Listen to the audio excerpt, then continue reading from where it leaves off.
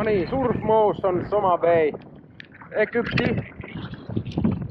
9 on tossa leijana, aika kova puuskonen tää tuuli. Jonkun verran nostaa tuota zoppia tohon pintaan, että sillä on vähän ilkeä ajella, mutta ihan hyviä hyppyjä saa. Ja tässä on semmonen hyvä spottialue, että se on niinku matalaa niinku näkyy tässä pitkä pätkä, tuossa on tommonen vähän niinku syvempi 10-metrinen hyppyalue ja tuulen pitäisi kääntyä tuolta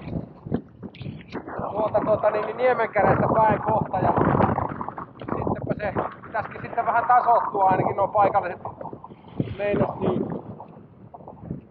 Tuossa on useampi kitekoulu tuolla on joku Seven Before tai joku vastaava mutta tässä tuntuu olevan tässä paras paikallinen spotti tää Surf Motion tuolla missä mulla on setti ekalla sessiolla tossa oli kamera tuolla leijassa ja sitten pari kertaa tuli tontti aika hyviä.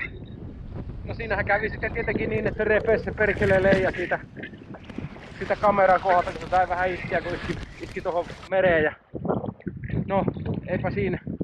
Tuossa tauolla niin kaveri ompeli sen kasaan ihan kunnon tikit veti ja hieno homma, matka jatkuu. Mahtava meininki.